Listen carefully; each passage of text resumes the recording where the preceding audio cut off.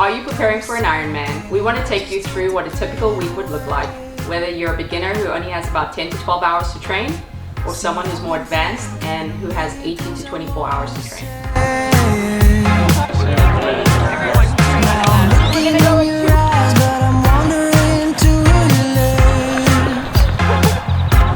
Okay, we're going to break this down day by day. What a typical Monday would look like is you're coming off a big weekend of training, and so this is an active recovery day, but also an opportunity to work on your form and be able to recover so you're ready to go again on Tuesday. So we always do a Monday recovery swim where you're working on your form and technique, and there's nothing harder than 70 to 75% of effort. We will also typically do a mobility session. This is just going to help us prevent injury and loosen up for the weekend. Tuesday is where key sessions come in, and what we typically do is a key bike session. Depending on where you are in your build, it may be something like a VO2 max session where we're doing 8 by 3 minutes at around 120% of FTP. It might be a sweet spot session where we're doing 2 to 3 times 15 minutes at about 90% of FTP. Again, it all depends on where you are in your build. We then always do a run off the bike. Typically we start those runs off just really easy, getting your legs used to running off the bike under fatigue. But then we slowly start to add some work in and maybe even race specific intervals in so you get used to running at your race pace off a hard bike workout. Now if you're more advanced, you're going to do a swim on this day as well. And typically we find that our athletes are actually really fresh on Tuesday to knock out 3 hard sessions. So they will do a harder swim session, maybe it's 40 by 25 or 40 by 50. A speed session or a threshold session really does well on this day. On Wednesday we keep that momentum rolling. Most athletes can do 2 harder days back to back, but if you are brand new to the sport, I would advise against this, and I would follow up Wednesday with just an easy aerobic run. Most of our athletes are doing a key run session, and it either involves hill intervals, a tempo run, track repeats, and sometimes a mix of all. After the run later in the day, we also do a swim workout. I love this because it typically helps in facilitating recovery from the run workout, and your legs will feel better for the Thursday session. And if you have not gotten in the water since Monday, if you're a newer athlete, you need to get in the water because you don't want to be out of the water more than 2 days in a row. You're just going to lose that form and feel for the water. By the time we get to Thursday, most athletes are pretty tired. So at this time, we just do an endurance ride. If you don't have a lot of time, it may be just an hour. You're either incorporating a couple high cadence spin drills, which also helps facilitate recovery from the day before, or you're working on your form and you're doing specific aero intervals, but at an aerobic pace. If you are someone that has a lot more time and more advanced, we will use this as an opportunity to get a lot of miles in. So we have a lot of our pros riding up to 5 hours on this day. Outside of that, we also do a heavier lifting day. We think it's vitally important to build strength in the gym that will then correspond to better swimming, biking and running, where you can hold your form under fatigue, especially late in an Ironman. Friday, what we typically do is we swim first this day, and because we are fresh and we typically have recovered from the easier endurance day on Thursday, this is an opportunity to go hard.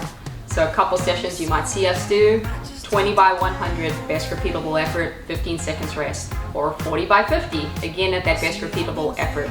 Outside of that, we typically just do what we call a canyon run, which is a really easy run, and it's just an opportunity to work on efficiency of your form, get another run day in the legs, but we go easy enough so that it's not going to take anything away from our Saturday and Sunday run workouts.